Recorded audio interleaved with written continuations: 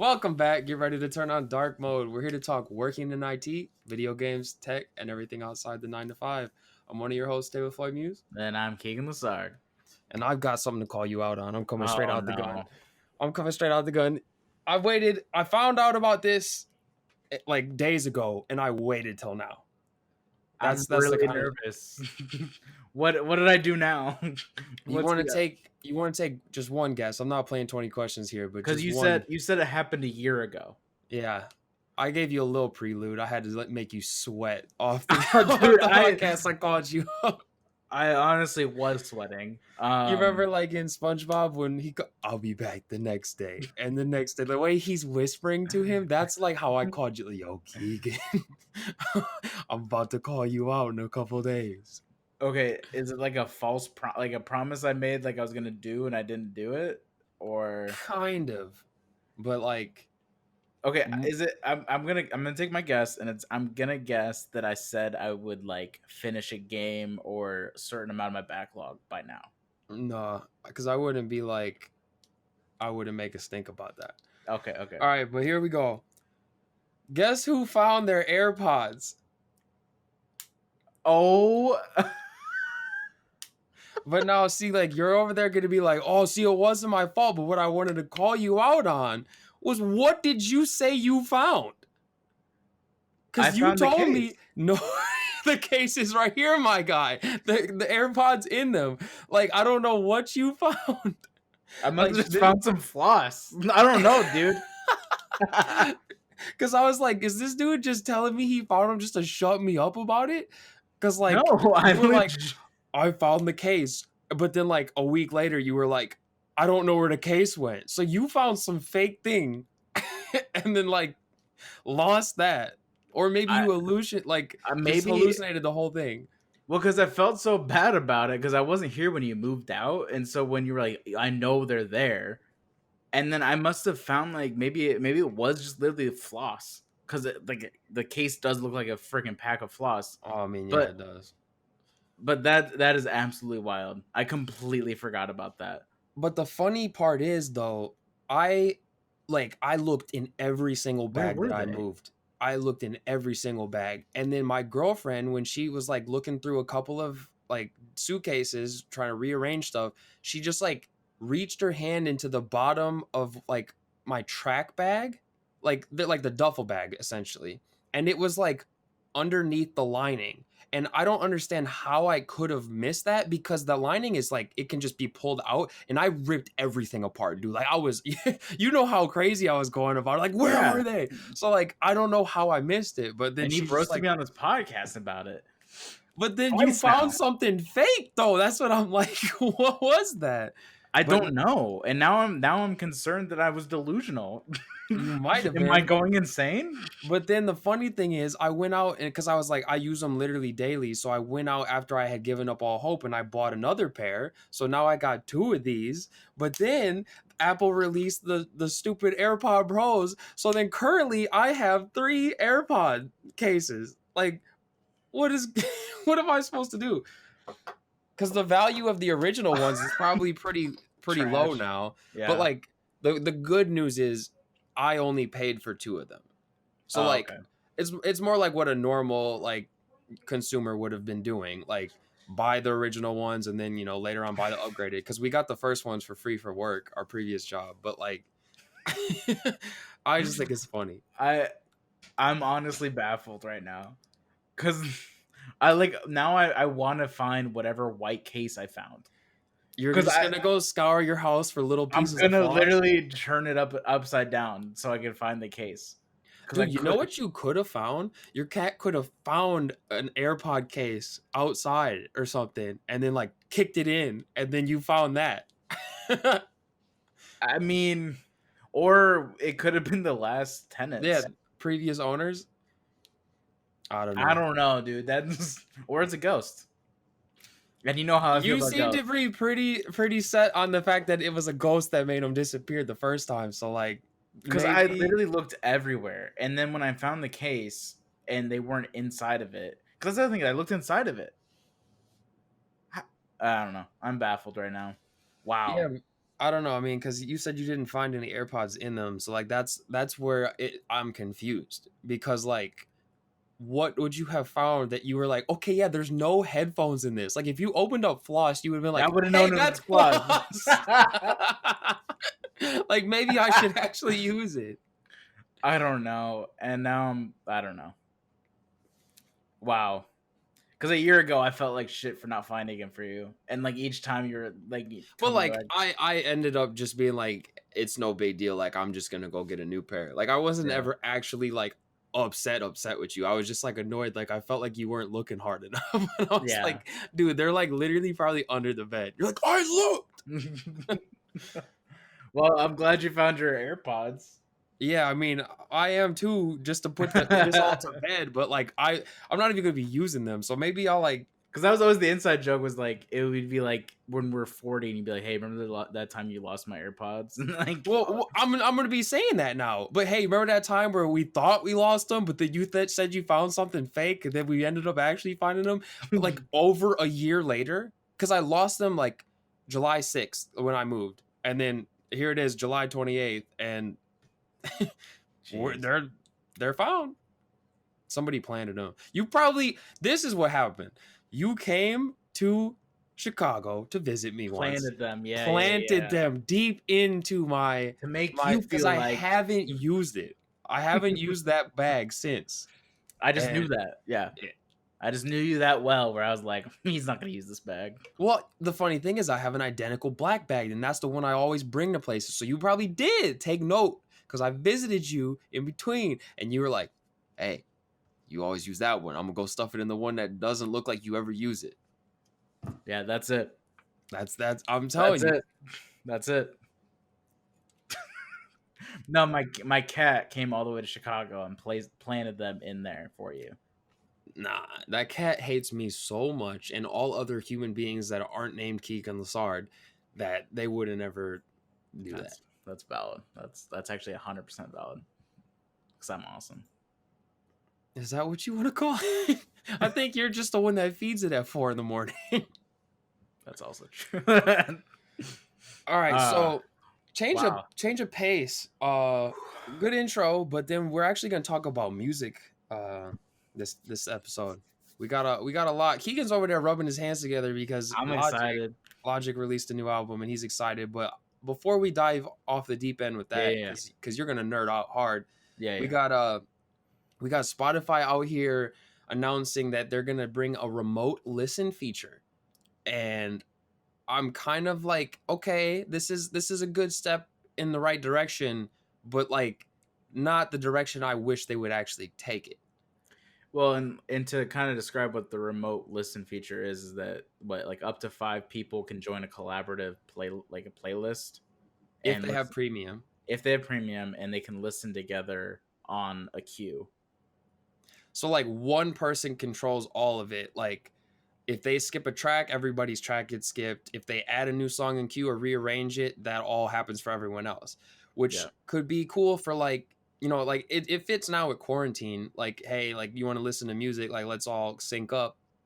And like that's a cool idea, but you can't use any social functions in the app to like talk about it or like, I don't know, like it's purely just the music sync, Yeah, which you'd have to be on like a group chat somewhere, yeah. or which is like what we do. Well, yeah, I was gonna lead into that. That's the ironic part is like we so we had a lot of fun just like cruising around town, driving the car, like putting music on and sharing new tunes, and like people would just go wild. When I say people, just me and Keegan. Yeah. Like we would just like, oh, you heard this new song? No, okay, like let's get in, and we just like blast some like EDM that like nobody else like normally listens to. But usually when I share that kind of music with people, they like it. But Such good music, it almost makes you like distracted from driving.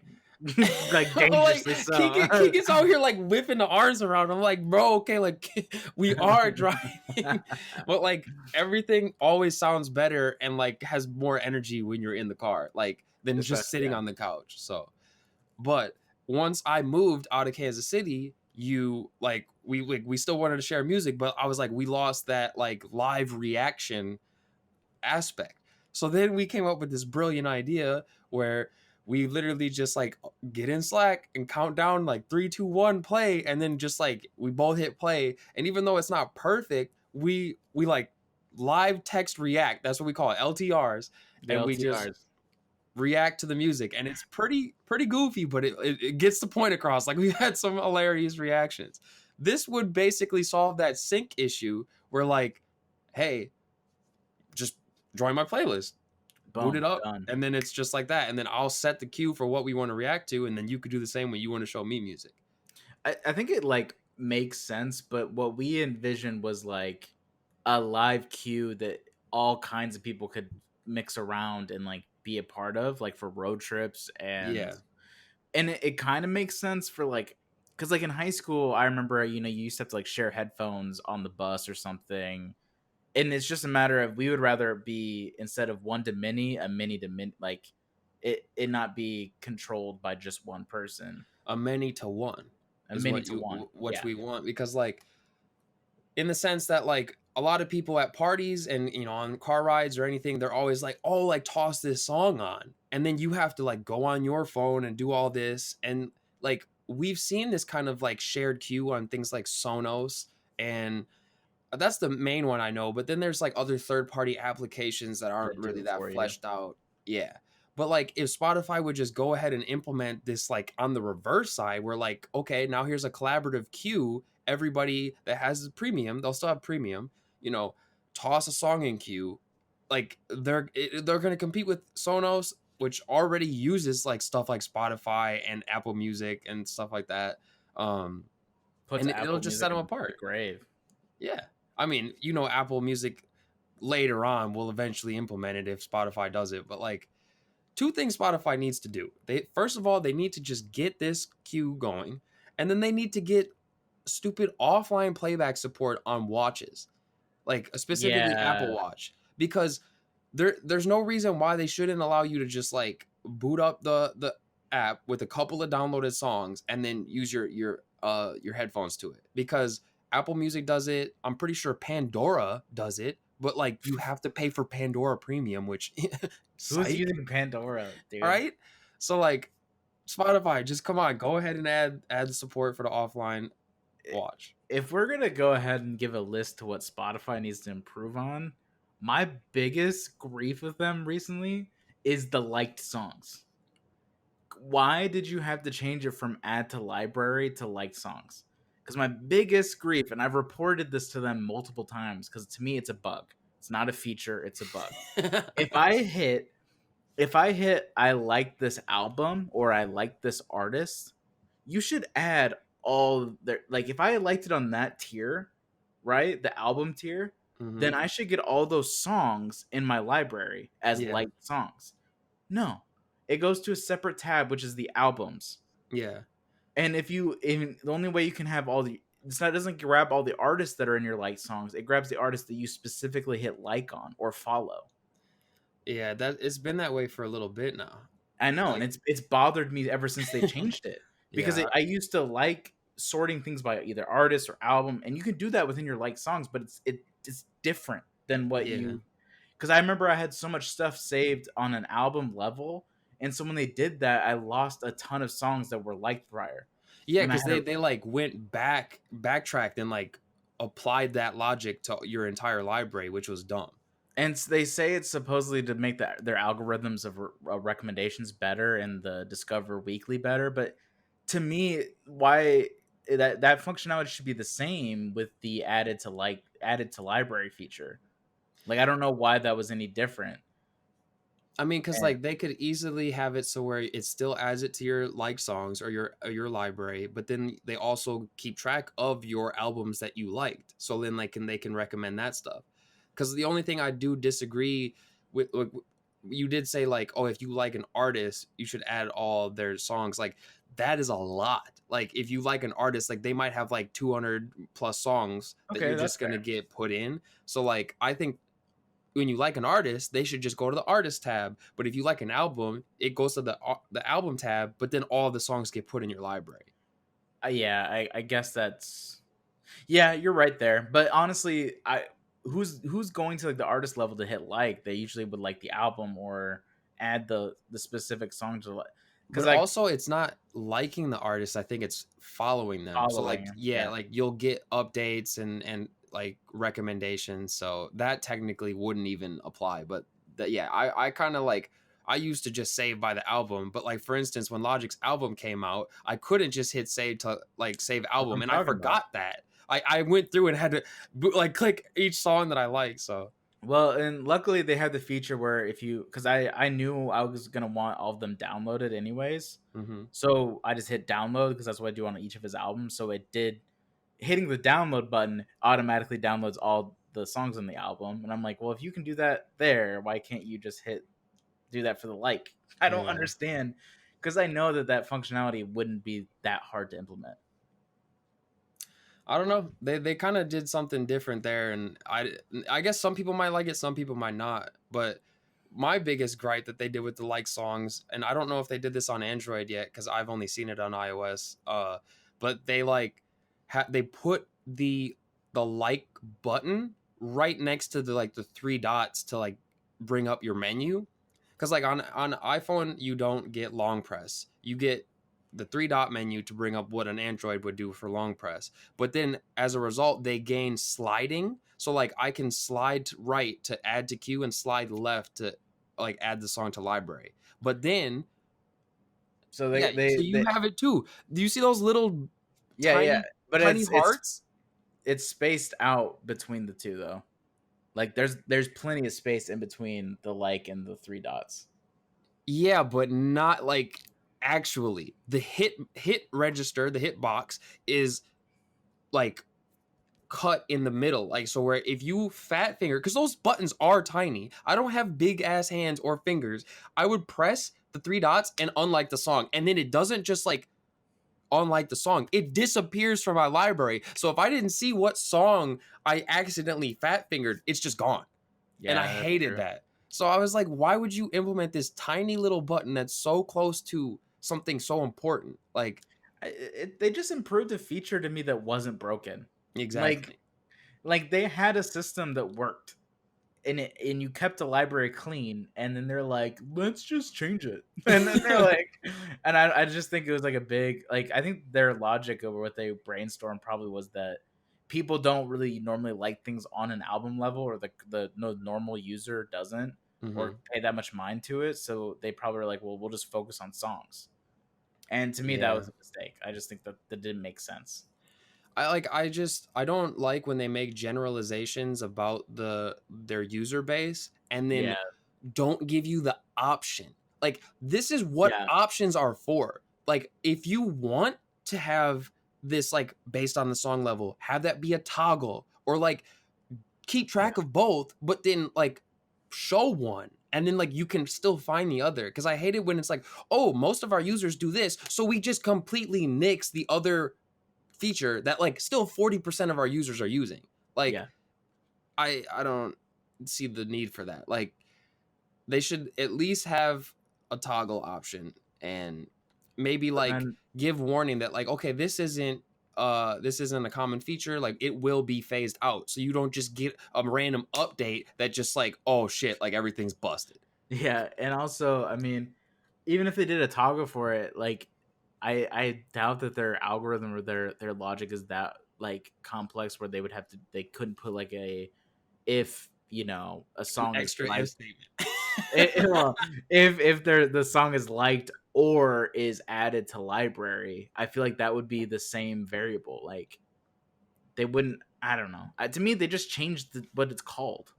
You know what? Maybe they're thinking of. I doubt this, but this could be a possibility. Maybe they're actually looking out for their QA team. They're like, this is way too many avenues to test accurately, so we're giving you guys a break and we're getting rid of it. And the QA team is singing praises over there, but then users are like, burn it with fire.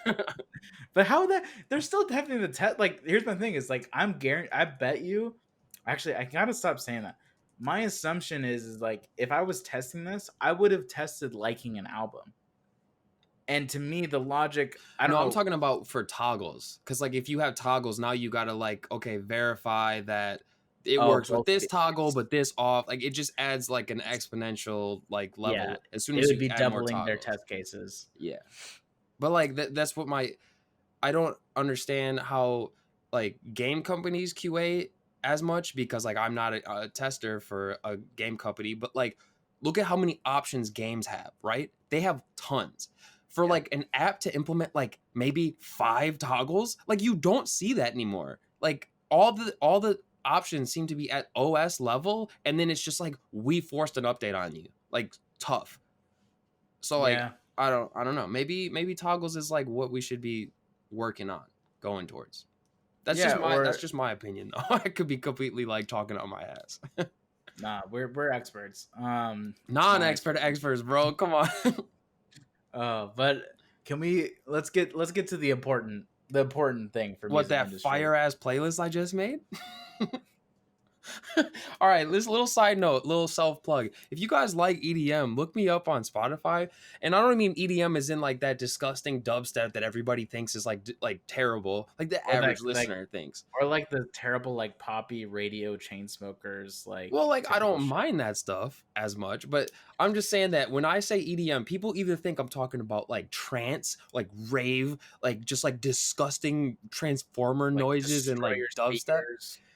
I used to listen to that like dubstep in high school, and I still have like some appreciation for like ones that aren't just like garbage. But Yeah. I'm mainly talking about stuff like future bass or like melodic trap music, where I don't mean trap music is in like the hip hop section. There's like trap where it's like bass heavy and synths and like has different leads and stuff with vocals usually.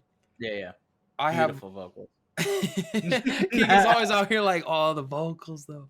But yeah, I usually break out my playlist into like 30 songs or so, like on average, and then like I label that like EDM V and a number, like version 1, 2, 3. And I have now 20 playlists, but I just made a greatest hits of playlists 11 through 20. And Keegan was like, yo, this shit needs a warning. Like this stuff is too fire. It might cause house fires. So I honestly got emotional listening to this playlist because a lot of the playlists you pulled from were when you were in Kansas City with me. mhm. And so a lot of it was me reliving those car bumps and those car jams And of also like those LTRs that we used to do. and so I mean if you aren't sure if you're into EDM, like his playlists are where because it's literally you'll get every like genre of EDM in Yeah, well not like every but for the most part. it'll be the ones that I'm into, but like I have taste in like I like dancey stuff, like with the 4 on the floor beats, and I like the trap music, I like the future bass. There are a couple of heavy songs that do have transformer noises in them. So like if you don't like that one, just skip it and then say Yeah, the ones you do like. But the tastes are a little bit all over with some they're EDM so good. coverage. But Definitely check those out. Like that playlist definitely needs a flammable warning. and I will say one last thing. There's a lot of people that don't think they're gonna like my music, but then I'll catch the aux at the party, right? And I'll toss on a couple of the songs that people aren't listening to because they don't listen to this kind of EDM, and they're just like, "Damn, who's got the aux?" And I'm like, it's your boy. Like I'm out here just straight flames. Like I'm sorry. Yeah. And if you don't like it, let me know. I mean, I'll just laugh at The you. way you kick off this playlist, if you played in order, Party Pupils is like the perfect like baby step into EDM. Yeah, like Because it's a remix of Miss Jackson. Oh, dude, it slaps. Like you won't even know what hit you. And I don't feel like it ruins the original because you know how like people get worried when you're like, oh, like you're remixing like that high caliber of a song, and yeah. then they're like, you're gonna ruin it. Like, no, I can appreciate both, but like, not gonna lie, I kind of like the remix better now. Damn. All right, but let's talk about Logic though, right? Nah, screw that dude. All right, hit me with it. Hit me with how emotional you're getting because your boy is. Oh, you're wearing the everybody shirt and everything too. So Yeah, I'm repping. I actually ordered all of his merch too. all of it, every single No, one of everything. no, Okay. but like the day before the album dropped, I was just looking on his merch store and I bought like some older shirts that were like on sale. And then I was watching his stream and he announced a new site for his new for No Pressure merch. Hmm. And so I'm like, well, I might as well buy a couple shirts. So I'm gonna have like 5 Logic shirts. But this album I haven't felt this much emotion since listening to Under Pressure for the first time. The reason I had such like I was gonna have us tie to this album regardless, but like him launching his Twitch stream, which he signed like a 7-figure deal with Twitch. That's like his retirement plan is to go start streaming, which pretty cool on That's him, pretty honestly. dope. Which I'll get into that later, but he had his Twitch stream and it was so unique because like also you have to be a subscriber to chat on it, and he does like the slow chat where it doesn't like go fast, like you have to, it takes like a minute before you can chat again. Yeah. And he was answering people's questions before releasing the album, and you were getting like it's just really fun when you can connect with your favorite artist that way and like just hear him talk normally and like answer really deep questions that I've always been curious about. Mm-hmm. But the fact that he's like, I'm gonna listen to every song with you guys, and I was like, That's where Keegan's over okay. here like sweating. He's like, "Oh, is this real? Is this happening?" Or like sweating from my eyes. Like in SpongeBob with that like 5 minute scene of him just crying, like in the Krusty Krab.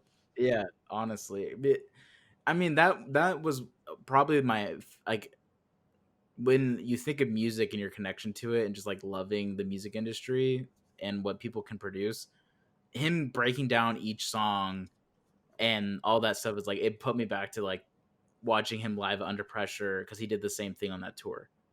When I saw him in Bloomington, he like was you just got a little bit further into like what he's talking about in Mm-hmm. each song, and you hear like little facts like he used a microphone Jay-Z used on one of his records, and the reason why the song took so long and why he has so much like when you buy merch online for him, you're buying the digital album and all that stuff is because he put so much money into this album Mm-hmm. that like he's like, I'm probably not gonna make that much off of it. And I was like kind of surprised.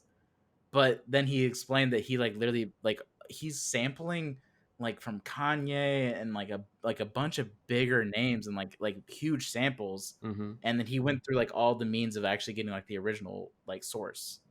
And Dang. so that had to be really expensive. Um and Yeah. like you're hearing like trivia like his wife was on the track and like he got Solid Snake to be on one of the tracks which That one was had me, dude. When he in the intro, yeah, he's got what's his name, David Hayter.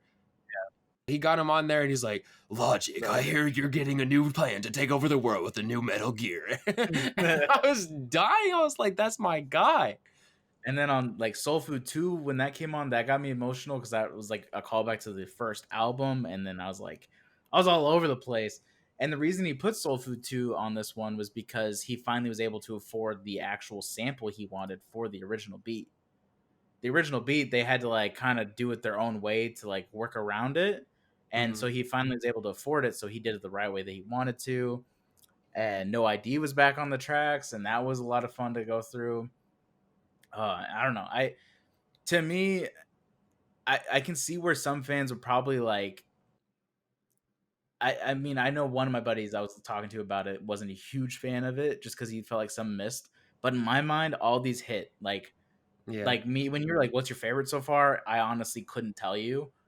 And like even ranking them is so difficult right now because so many of them I like so individually. Like Man I Is, the trumpets in that, A to Z, like the call out to his kid was like really emotional. Also on A to Z, he made his newborn child a co-writer on it, so that way all the royalties can go to a trust fund for him, That's dope. and then all the merch and stuff goes like certain percent of it goes to his like college fund and stuff. It's That's like this awesome. whole album is just centered around him being a good dad for his kid, and like that's why he's retiring, and that's why it was so bittersweet because it's like you can't even be mad at the guy because it's so logical. Like, Ah. it's like when he's explaining on the stream why he's retiring, it like it makes sense. Well, Like I he's just think like, that might be why my favorite song was Dad Bod, because yeah, like he literally in there was like, what am I supposed to just keep making up stories about hardships? And then he literally just proceeds to talk about first world problems about being a dad, going to Target and stuff. I was like, this is so clever, and it was all to a real smooth beat. Like, yeah. oh, it was so clever. Like honestly, just the overall, like, that's his thing. He always has a message, even if it's like where it's Bobby Tarantino, where it's just him, like, doing the party rap trap shit, where it's just like get money, get paid, like. And then his message here is like, yo, I'm gonna be a dad. I'm gonna be, not only am I gonna be a dad, I'm gonna be a fucking solid ass dad, and I'm not gonna tour all the time.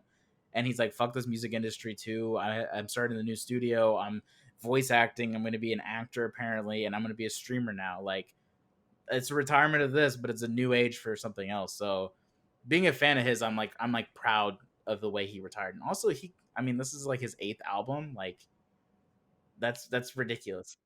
Oh, I guess because yeah, the other like Bobby Tarantino, I always like just imagine them in my head as mixtapes, but like they were technically albums, but he was always like, this isn't my normal stuff. Just like he always gave warnings. He's like, this isn't my normal stuff. Like I'm just gonna Yeah, be a goof on these. yeah. And a lot of people are upset because Ultra 85 never got released, but people don't realize that a lot of these beats are from Ultra 85. What's Ultra 85? Refresh my Ultra memory. 85 is an album he kind of teased for a while, like that was going to come out. But And like, then what was the timing of that one though? Like I think that was when? going to be after Young Sinatra 4. Oh, okay. So Is I'm that your favorite album from him though? Because I know Under Pressure probably is, but like it's when I so saw hard. Young Sinatra 4 come out, you were on that one like no other album I had ever seen. Like, and always playing that one song. I think it was the Young Sinatra It's 4 literally title. Young Sinatra Yeah, 4, yeah. that title song, and all you hear was the saxophone. Like, and I was like, "King, cut it off! Like you're killing it for me." um I don't know if that'd be my favorite. I think it's hard to compete with the fact that Under Pressure and Incredibly True Story back to back were just like in my definition of how I was growing with hip hop. Hmm. So it's hard for me to discount those as my favorites because I wasn't a huge hip hop fan before Logic, to be honest.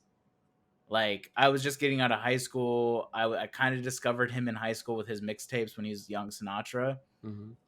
and I was starting to get into J. Cole. I was starting to get a Big Sean, and like, so like that progression, I've like literally grown as Logic's gotten better. So it's really hard for me to like be like, yeah, Young Sinatra 4 is my favorite. Yeah, that's fair. Like you learn who he was in Under Pressure and like the shit he had to go through, and then now this No Pressure is like literally how like he's working on his happiness and he's gonna be a dad, and like it's just, it makes you feel good. So like I was really sad he was retiring, but now I'm like happy for him, and it's a really weird shift. And like I have enough of his repository that I'm good now. Like like I have in every type of mood Logic songs now. Like this just like full circles it for me.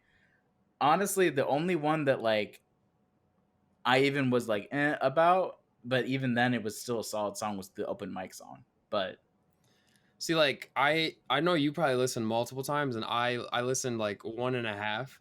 The half time that I listened to it was like when I went back and just listened to the ones that like stuck out to me.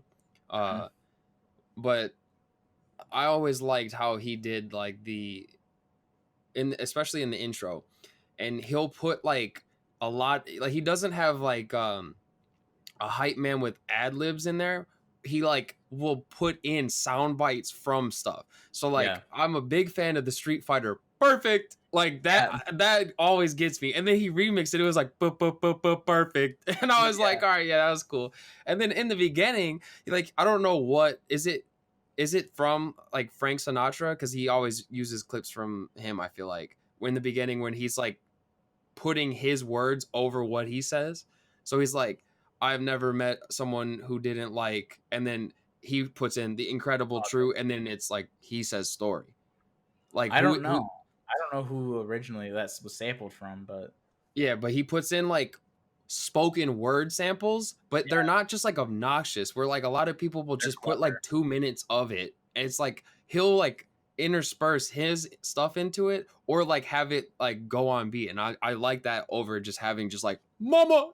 Yeah. Like there's a time and place for that. And he has that in some of his other albums. So And then also you gotta love his callback to when he was 15 and putting on his oh first people, because that's the biggest thing about like the Logic fan base is like they always want the unreleased albums that he like the mixtapes he did and like Hmm. put them out there, and he's like, nah, I was like learning how to rap. Like, why would I do that?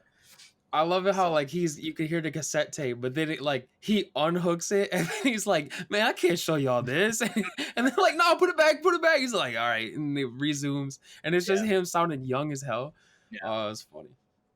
But like, heard him say was like goosebumps when I heard that come on. Um, Amen is like a bump, like it just nonstop. And then he just closes it out with "Obediently Yours," which is like a huge soundbite, but it was a great speech by Orson Welles. Um, so I Oh, mean, speaking of speech and like speakers, yeah, Alan Watts he put in there, yeah, and yeah, like yeah. there's so many EDM songs that people use his voice in, and like I'm pretty sure it's called like Wattstep or like Wattscape or some sort of something like that, where people will just sample his talks and put them over the electronic music. So when I heard him do that, I was like, "Yo, Keegan, our boy Watts is in there." It was honestly, I was like an emotional wreck after listening through it with Logic on stream, and then I've listened to it now like at least 5 times through, like in order.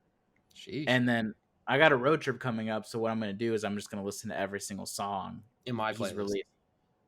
What? Yeah, well, I'm just kidding.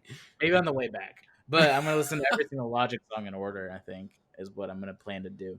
How many hours is that going to be? A lot. I mean, just on No Pressure alone is 59 minutes. And he's got 8 albums, so yeah, you'd probably be over 8 hours. But I don't know. That's gonna be a lot of just hearing the same dude's voice. Like, Yeah, but also Silas's feature on it was really good too. I don't remember which song that was, but his feature was pretty damn good.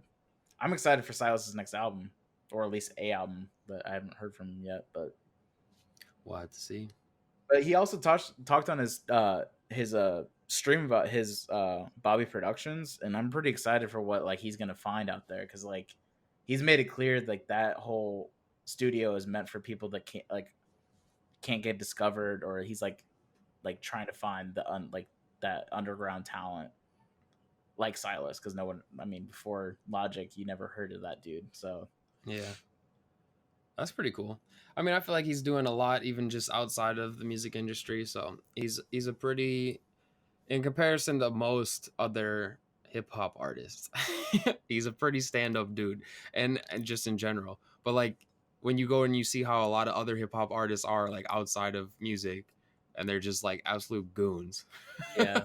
Like I don't know, it's hard to take them seriously when you see like what someone else can be doing for like the community and And he was so underrated for so many years too. Like Charlemagne always roasted Logic all the time, and like you can't discredit what he's like done in like the small amount of time he's been in the industry.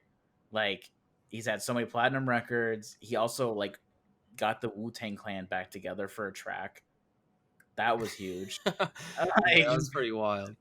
I mean, he's done a ton, but and he's had a bestseller novel, a New York Times bestseller. Yeah, Like, and people forget about that or didn't even know about that. I actually like that album. A lot of people didn't like, kind of hated on it a little bit, but I like the switch up a little bit. Well, I mean, he showed that he's multi-talented. Like he doesn't just do that. Like he can play the guitar and I sing. love the I love when he fucks up that riff and that's like the intro, and then it's like he actually does it right. Yeah. I mean, he just like he appeals to the more human side of himself where like he doesn't try to present himself as some sort of like god complex that like other rappers think they have. Yeah. He also brought up on his stream like one of the first games he's thinking about streaming is Last of Us, and everyone in chat's like, no, like don't do it, dude. Bro. Like that is the most controversial game to open your stream up on. But I mean, he's always been a huge like advocate for that series, at least for the first game, so it makes sense. Yeah, but everybody was, and then the second game happened. Yeah, yeah, that's true. But like all in all, I really enjoyed this album. I don't think, honestly, I mean, there's been some albums where there's been some duds, and honestly, in this one, I could listen to each and every one of these songs, even "Obediently Yours," which isn't even really like him rapping in it. It's just Orson Welles doing his speech. Big fan. Solid. Well, I'm glad you Whew. enjoyed it because I was kind of worried for you when you were like, "Oh, it's his last album," and you were doing like, "Oh, it's bittersweet." I'm like, if it is a dud in any respect, like you're going to be irate. And I was like, I'm glad it's not. I had high hopes. Like I knew he wasn't going to screw it up, but like if the any chance like it didn't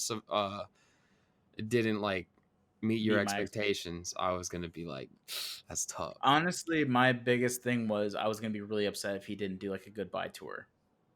Like if he didn't give an opportunity for me. And also I like the fact that he said he's not doing arenas. He's like, I did that shit and I don't he's like, I don't really want to do that shit. I want something more personable. Yeah. And he's like lulls of the fact that more personable was like 6,000 people, but like he wants to do a theater tour, I think, and a world tour at that as well. So I'm glad he's at least doing that because honestly, that is one of my favorite shows I've been to was seeing Logic. So So like, does he have any like date or year set because of like COVID no, and he obviously? literally just said like whenever we can do this. Okay. So like he's not gonna like give it like what am I trying to say? Like a cutoff where like okay, if things aren't clear by like this, like I'm not gonna do it. It's basically like when it can happen, I'll do it. Not to my knowledge, no. But Yeah, I don't know. That's pretty cool. yeah, and I mean I brought up Wu-Tang Clan, but he also had Eminem on his freaking track as well. He's had so many legends just like on his tracks. He has like the respect of J. Cole, and he's had shout outs from Charles Gambino. I don't know, just such a big fan of his. I don't know how anybody could trash him. I mean, I don't know. They're just gonna be haters of everybody. Like Yeah, I don't know. You can't argue with them either because like they're not gonna hear your side of the argument. yeah. All right, I think I'm good. I don't need to keep going and being a fanboy for Logic. I think I'm good. You're I don't just know. finished. I think I'm good. I think I'm good. We can move on to the Keegan League. You ready for the Keegan League? Because All I right, got a Keegan. hit me. I got a little KL. This is the first time, or I shouldn't say first time, but like you seem like unordinarily excited for this one. Mainly because this is the first time there's a leak and people have been like, we don't know if it's like super accurate. Like they've admitted it in the article. So it's not like they're like, we don't, like they broke it. At least the article I saw, they like broke it down and like, but like we don't, to confirm if it's real or not, we don't have the confirmation. Like, Okay. so what ended up happening is there's been a massive Nintendo leak, and they're calling it the what do they call it? The Nintendo Gigaleak. And the reason why they're calling it that is because it's like over a dozen classic Nintendo games and like like Super Nintendo games were like just released the source code. Somebody anonymously, I guess, posted a lot of these files, and they are not applicable at all to anything like what Nintendo's doing currently. It's all Yeah. like canceled or like unfinished games that they were developing at the time, apparently. And like the reason why I love this article is they're like their big thing is how do we know it's real? Question mark. And it's like they reached for a comment from Nintendo and they didn't respond. So they can't like confirm from Nintendo, but apparently a developer like I can't remember from what year, but like was working on Star Fox 2 Hmm. confirmed that like one of the screenshots of his tool he developed in like early days of C++. And so he's like, I wrote this almost 30 years ago. So like it's weird seeing this pop up. And he even made a tweet. He's like, I don't know why anybody would want to hack for this, but yeah, that is something that we wrote for Star Fox 2. And it's like really old looking code. And like it's just really goofy, weird like data that they apparently mined for and like released. And it's maybe like it's like old versions of Luigi and like little like artwork that they were developing at the time. Yeah. The reason why I like this leak so much is because it's A, they didn't like release anything damaging to the company. B, it's just like goofy information to know. And like there's nothing that we can like people are gonna report on it, but at the end of the day, it's not like IGN's gonna be like, is Nintendo releasing Luigi like blah blah blah or whatever. It's just like it's just a harmless leak that happened that somebody anonymously posted. Yeah. So it's like the one time the internet's like just funny. It's just like why do we need this now? Like what is the point of Yeah. this I don't sort know. I mean, some person was probably just like, I want to see what Nintendo did back in the day, and like I just looked it up, and they showed like an unused sprite for like Grandpa Yoshi, and it's Yeah, just Yoshi with a cane and like this giant white mustache. Like, I don't know, it's just funny stuff like that. and I don't know. The thing is like people are trying to say like, is it controversial? And like it's because they technically broke the law, but like everyone's like, but on a human level, like we wanted this. Like the real nerds about their favorite, like because people are like super big about Legend of Ocarina, like or Legend of Zelda Ocarina Legend of of Time. Ocarina.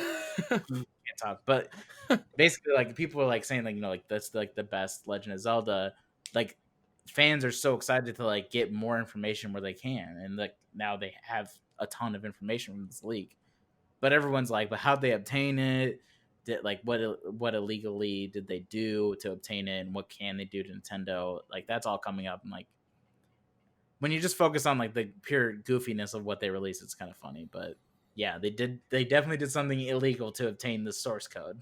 What if it's like a cover? So like they're like, oh yeah, we only went for the lighthearted old unused stuff, but then like they really just like found all their like sensitive information, and then like they're like gonna quietly sell that on the dark web or something. Like we'll hear about it in a month. Like, hey, you remember that Gigaleak? Which people are like, oh, it's no big deal, and then it's just I like, am really bam. confused why Nintendo didn't release a statement about it though yet, or at least Nintendo is really weird about this kind of stuff though. Like, because it's clearly obvious that somebody got some sort of their source code. So like you might as well be like, yeah, we're trying to figure out where they got into our security, or like how or if this was a previous employee that's just had drives of this and decided to release it 30 years yeah. later.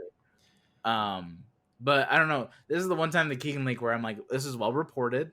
Um, mainly because the sources are people that are posting on Twitter, like the images they gotten from the data.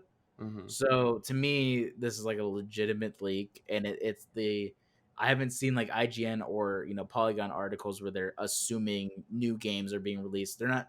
I haven't seen any like assumptions being made about this leak that are like stretching yet. That's where I start to get pissed off about leaks when they start like stretching what the leak means just because they Yeah, can. that's fair. Because you that doesn't mean anything. Conversations are happening. Yeah, because that's the part that leaks. Because the frustrating thing, and that's why when you're a company, in my opinion, you should make a comment as soon as possible or a press release. Because the Hmm. sooner you do that, the sooner IGNs of the world or video game journalists of the world can't like make assumptions when you've made a clear statement of what's going on. True. And if you can't, then you need to get on your PR side so that way you can make a formal release rather than your fans obtaining knowledge elsewhere. That's my personal opinion, and that if like I was running a company, I would want to be on the up and up about. So, but I don't want to beat that over with a hammer. So, I mean, Nintendo is notoriously like hostile towards any sort of user generated content that uses their assets anyway. So like, I don't really like. It doesn't make sense how they haven't said anything, but like they also are really like strange about the way they do handle things. yeah. So we'll have to see. But one thing I just thought of, we have it on our agenda, but like it might connect. The Analog Pocket Oh yeah. is getting pre-orders soon, starting on when is it? August something? Oh, maybe somebody planned this leak to That's what old I'm games. saying. So like August 3rd, the pre-orders start, but Okay, like it won't come out until probably 2021. But like this product you can make your own games for. So like now they have original Nintendo sprites and things like that. So like it could have been like timed. that's pretty controversial then. Yeah.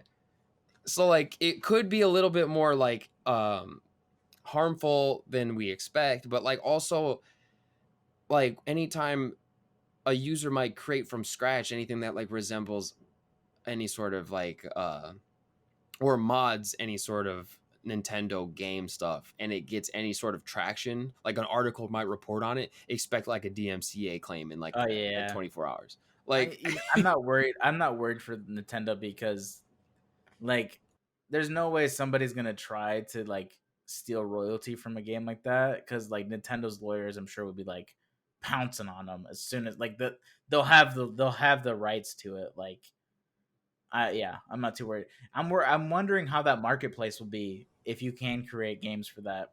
Analog Pocket, if they're gonna have like a marketplace or like a mod shop or something like that for it.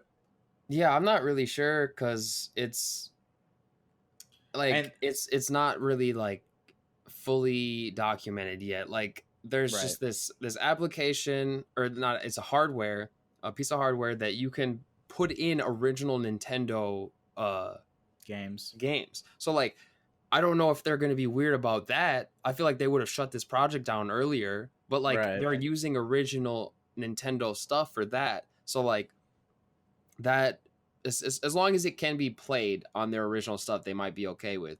But like I'm just pulling up the site So they'll here, still and be buying Nintendo games if they use those slots. yeah, or just using the ones they already own because it'll play that original stuff. But Yeah. like this thing is, it looks just like a Game Boy, but it's got like a nice OLED screen, and it comes in white and black, and it looks really good. And also like can be plugged into a TV. Like there's like a mini dock that you can get that plugs into a TV. Oh So shit. it's like they kind of took a Game Boy but made it a Switch. Um, so like that's where I'm kind of like, where did they draw the line between like this kind of stuff? Like is it purely software, or like does this hardware kind of like freak them out some? But then like they're also doing other things like where you can make music on it. Like you can plug it into your computer and then like make like 8-bit music with this little like MIDI controller and like DAW sort of thing. And like they're just like going wild with it. And I I kind of can't want, wait. but How much is this? Like, do they have the price up? yeah, so it's $200, and then there's like accessories too. Like I think the dock is sold separately. But the problem is I don't own any of my like Game Boy games anymore. Like I gave some to my brothers, but like mainly the stuff that I played was like Pokemon, and it's like I don't want to pay $200 just to replay Pokemon and stuff. Yeah, but you can go to like a half price bookstore or like GameStop, and those games are like cheap as shit to get. True. So like there is that option, but like $200 is like you can get a PS4 for that. So like for me to be like equating that to this, And I already have a it's got, Switch. yeah. So like I don't know. I think I might get it if it ever comes on sale because it is a pretty cool looking device. Like it is so sleek, and like you can play it in the original display mode and everything, like with the green LCD looking from like original Game Boy, and it'll play Game Boy Color, Game Boy Advance, like all the Game Boy related things. But Um, here's the reason why I'm not gonna get it. The reason I'm not gonna get it is because I already have an N64, and I have plenty of cartridges that I could like be nostalgic of. hmm. And secondly, on Nintendo Switch, I can just play the original games on the Nintendo Switch. True, because they have like they have some of the classic games on their, like if you pay for their online in their emulator or whatever it is. I forget the name of it. I played like Yeah, it for like an hour one day. because That's about it. when you start playing the nostalgia game and you put $200 to it, I mean, we talked about how I played Marvel Ultimate Alliance on my original Xbox, and I was like, I can't play. I play it for like 10 minutes, and Yeah. then so like I have a feeling that like this would be fun for a lot of people, but for someone like me, it'll be fun for like an hour, and then I'll probably like move on with my life.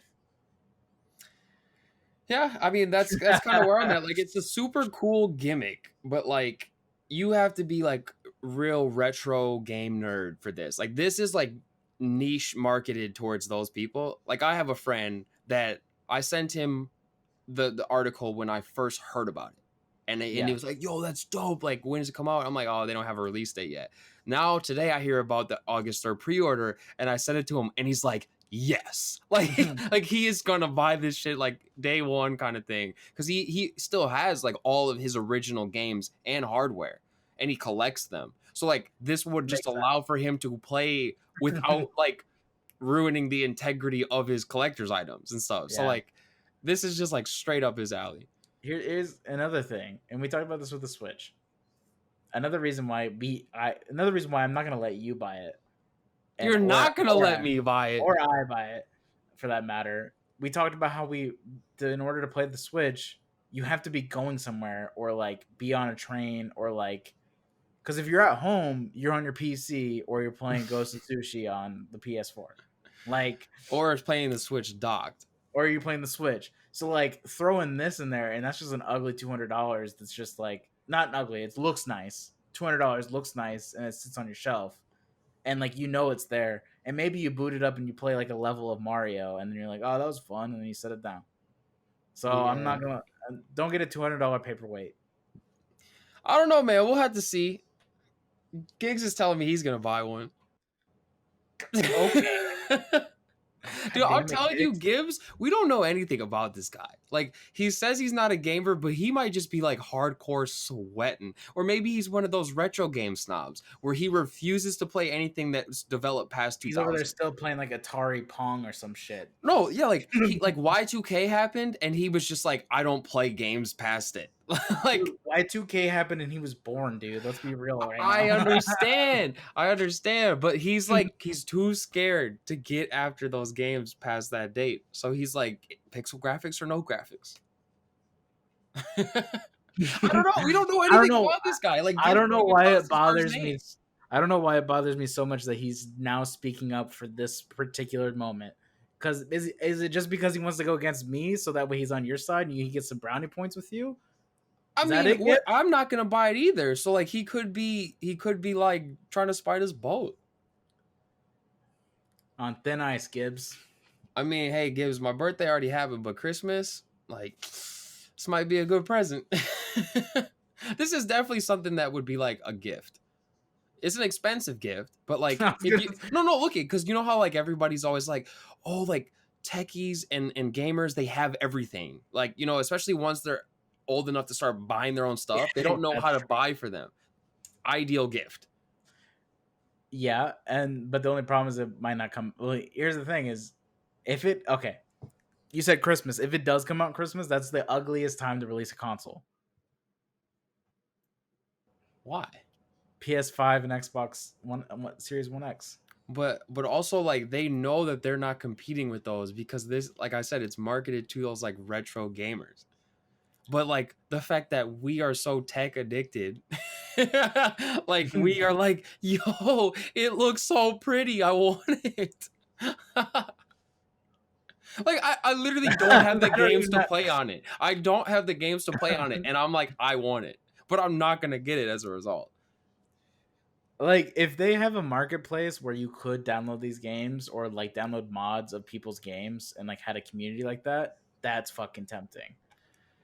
I mean, they like I said, you can create your own games for it. So like they might have a marketplace for like original games. So I don't know, Keegan. Like, are we just about to buy this now? Like, what are we about to pre-order it? God damn it, Gibbs. We were on a track and then you just derailed us.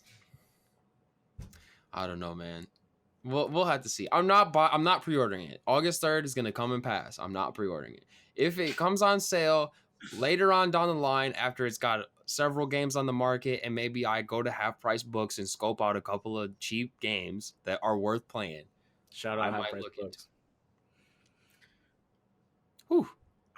I didn't realize you were gonna get so intense about that one. I didn't know I was gonna have such strong opinions either. What if it came out and it was like, hey, we support Bluetooth headphones too, like a Bluetooth connection, or like, bro, it could have. I wasn't reading the full spec sheet. For those of you listening though and watching, go check out the Analogue Pocket. They got a website where you can see every single spec. I had it up on screen for a little bit, but analog.co/pocket. Couldn't even do a .com. Come on.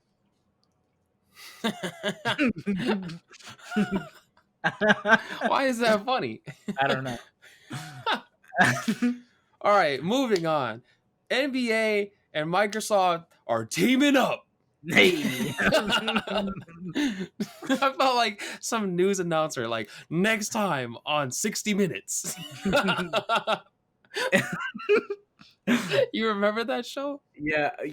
No. Well, let's chat about this real quick. NBA, we just talked about Microsoft's Together mode and how they're gonna do that like really cool, like put your camera on like a scene, like a bleachers or something. Well, Gibbs will pull this up. They got NBA stands now, and they're gonna put fans on like a giant screen on the sidelines, or well, in this case, you can see the Twitter post. It's behind the basketball hoop, but like they're gonna put like 30 or so fans behind in that together mode so that they can like live cheer. And I'm just like, dude, what are we coming to? Like, this is really clever, but like insane at the same time. I love the fact that there's like tweets out there like, "Hey, we're finally going to be in experiencing a NBA 2K game." Because the shitty like the shitty audience graphics. Where they're in the background just like hey, Yeah, like with their yeah. hands in there just like bobbing. Oh man, I don't know how I feel about this. I think it's smart if they truly do have a season this year. But like as we've seen with the ML, Well, the it does say that it's gonna start on July 30th, like when they restart their season. So like it's right, happening.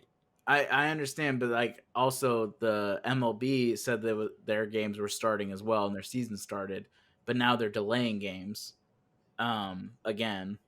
Oh dang. So who knows what happens? And then the NFL canceled their preseason. So sports, they don't know what the fuck's going on, to be honest. So, uh, but like, what worries me the most about this is I just know how people are online, and people that take advantage of this are not going to be NBA fans. So, all right, They're here's what I don't know though. Who is gonna get the opportunity to going do to this? sell spots.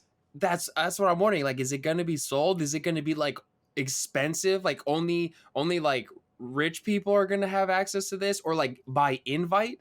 Because like I know where you're going with this. If like an average internet user comes on here, It's we going are to be, going to have problems. yeah, there's going to be something inappropriate on live television. But Yeah. here's another thing. What internet are like you gotta have pristine internet going on that screen or else it will look foolish on Microsoft because it'd be Well, to like be frozen. fair though, like even when you watch these like streams of big companies doing stuff, like they're on their home Wi-Fi and stuff, so like you see the lags and they're all just kind of like in the boat. So I don't know, they could just lean into it, just like yep, but And it's who also knows? like I feel like it's just such a small amount of people that it won't to me it just like I guess it doesn't feel impactful enough to be like your audience is here and it's like 20 to 30 people and it's like what normally is thousands of people in an arena. So I don't know. Are they going to have two sides where it's one for each side of the team, or is this going Yeah, to be yeah, just? yeah. Like it's it's maybe it's just the home team. So then they're all the way team can hear is just like screw you, like Oh, I don't know. I just don't see how they can possibly air this on television because, I like, mean, they're definitely gonna have to like vet these people and like actually find them if they do some like stuff that's not worth for live television. Like they're going to have some sort of like rule set and like repercussions for like non-compliance because they can't just like let free reign to just the internet like that. And I don't know, I feel like this would be better than just having silence and all you hear is just like the squeaks from the shoes on the court and then like coaches yelling. So like I don't know.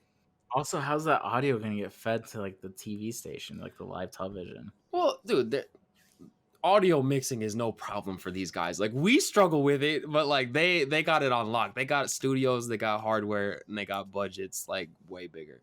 But what's funny though is like the MLB, I saw the Cubs playing the other day, and they had like cardboard cutouts of people. Like you could submit a cardboard cutout to put in the crowd, and then they just had like over the loudspeaker like crowd cheers and other things to simulate it. So I was like, okay, so now we're just gonna get this feed from their screens and like their Microsoft things fed to the speaker, so then they can hear. Like You know what that's this just is how it's gonna showing be. though? This is making like I feel like this is making sports look as silly as they are. Like the fact that we pay these dudes like millions of dollars to play a game and like what they're trying to do to keep it alive just because it's such a massive thing. And it's And just like goofy. all these gamers that like are defending esports are probably just like dying laughing right now. Yeah. They're like, all these people pay to watch us play on a screen, and now people are paying to be on a screen and have the players watch us. like like just the irony of that statement. Like, oh man, I love it. It's Sports, just, man. I don't even watch them. like, and it's also like with sports, it's like, okay, so coronavirus is a big deal. It shut down our economy, but like, heaven forbid if it shuts down a sports game, like people are irate. people lose it. They're like, you're what? We're not having NFL this year. Madden's probably loving this shit because Madden might be the only the football that you can do this fall. True. Yeah, and like, you know how like sports centers like lost all idea of what to do now, so they're just reporting on everything and like games. I've seen like a 2K stream on ESPN or something. So like I wouldn't be surprised if the next Madden comes out and now we're seeing like simulated games or like gamers playing. I think esports is about to just be like, yo, you want to report on something? Guess what? We're still going. We're still at Yeah. League of Legends tournaments. So Fuck yeah, I'm about it. Go for it. we'll have to see.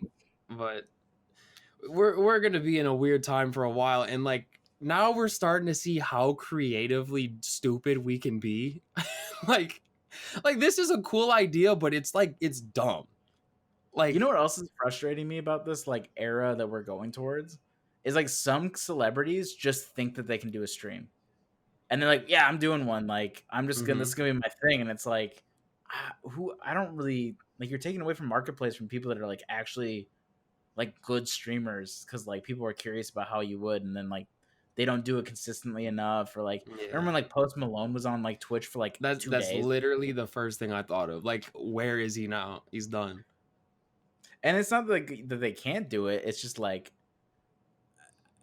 you wonder what their motivations are. They just bored, or are they truly wanting to make money off a platform when they don't really need to be? Like, I don't know. Like, sometimes they'll show up, and like Logic was an odd case where like he signed a deal and like already had subscribers, you know, like the option to be subscribed to, like where a lot of these people would just like hop on and they just only can get followed. They don't really make any money off of it. They might not even have donations set up yet. yeah, And like they'll just do it just because it's something to do. And it also is a way to interact with fans. Like for example, I saw Zed playing yeah, Valorant, and he like also showed his entire orbit tour, like a recording of it for people on Twitch, and then like he just played that and let people listen and like see it, which was, it was really cool. Like just like the stage design and all that, like I hadn't seen it before, so that was pretty cool. But then afterward he just transitioned to playing Valorant and answering questions, and it was like, I think like you said with Logic, how you get to like interact with your like your I don't know. I don't want to say idol because like some people just like they're fans of people. They don't care about that yeah. like insane fanism, but they just want to ask the person questions. So like they get to see how they are outside of like this like pedestal they're put on, and then like see the or answer the questions that make them seem more human. So like if they do that balance of like, okay, I'm gonna play the game, but then also just like take advantage of like this Q&A, I think that's helpful. But then like when they just come on, like the short bit I did watch Logic for, he had like a party going like Yeah. in the background. So like he wasn't even really present at the table for most of the time. But like I know that like he answered questions and like talked about it with you in the chat later on. But the part I came at, he was doing that. So like when streamers or like these famous people come on and they do stuff like that, then it's kind of like, all right, well, this is not really. Yeah, and he already has 260,000 followers after one stream. Yeah. But like he also made such big waves with like, I'm just gonna start with the multi-million-dollar deal. Yeah, I mean, what I like about that is it like shows the like, okay, why are you here? Whereas like sometimes like if I was like a streamer, I'd be concerned when like big people come in like that. Yeah. But like he made it clear, he's like, no, this is a passion of mine, and I'm gonna actually make it like a business Yeah. rather than just like, hey, for a couple weeks, I'm just gonna steal a bunch of your guys' like normal viewers. Like, sorry about you, and then like bail out. Nah, he wants to actually build a community in Twitch, which is like good. I mean, he's open about his gaming passions in his songs too. Like I always think back to when he's like, yeah, I just beat that Uncharted 4. Lit. Like just like in the middle of his song. Like it's just kind of funny. Well, and he had like Smash Bros and Mario Kart tournaments at his tours with like Kyle and like his like features. Hmm. So yeah, I mean it's always been around there, but I don't know. It's gonna be interesting seeing it move towards this like next generation of like media content, because like all these movies are getting postponed and productions are being postponed, especially TV shows as well, even Netflix and like streaming platforms. So like there's gonna be a big lull of when new content comes out, and I see I'm predicting we'll see a lot of more actors doing what like Brie Larson's doing, where Hmm. she just started a YouTube channel and she's like playing Animal Crossing and doing those kind of videos and stuff. I bet you more like vlogs and podcasts and things come up because a lot of agents in Hollywood are like, you have to start doing this if you want to be prevalent. And like, Yeah, they're starting to realize the lucrative nature of YouTubing. yeah, Like and even if it is just like a side gig and like it complements what they currently do. yeah, and it's good and bad because you get more content from the people you like to follow, but it's also bad for the people that like are, you know, like us, where we're trying to start from the bottom up, and it's hard enough to get followers on the platform when big hitters like Brie Larson come in and like all other people are like, you know, taking the views. So Yeah, and then also Spin Zone, I forgot. G4 is all of a sudden coming back. Like that all of a sudden tweet, they just drop a teaser from like a dead Twitter account that's just like their opening sequence and like the last thing you saw before they shut down, and we then didn't it's just never like stop playing. 2021. Yeah, and they Never said we stop never playing. stopped playing. And I loved Morgan Webber's tweet where it's like, I'm just surprised somebody knew the password to the Twitter account. Yeah, dude, because they haven't tweeted in years. That's I don't know. I think I heard they having a deal with Comcast, which I think is kind of dumb if they go only TV, because like their like target audience doesn't have cable. Yeah, Like most of those gamers and people are strictly it's streaming. it's why they were starting to fail in the cable industry and why they failed in general to start with. Yeah, so like they definitely need to like pivot and then start going into the streaming, like maybe have a Yo, Twitch show or some other thing. But then that's where I'm worried that it's like we're also trying to go down that path. so support us. Let's get on the G4 network, you know what I'm saying? That'd be good. Gotta That would wait till be a dream. 2021 That'd be though. such a full circle. Anyways, that You got just me. had a That got little me. That moment that, right there. that hit me a little bit. You just had a little moment right there. Yeah, watching X Play and Attack of the Show like on repeat. They Shout were. out Olivia Munn. Anyways,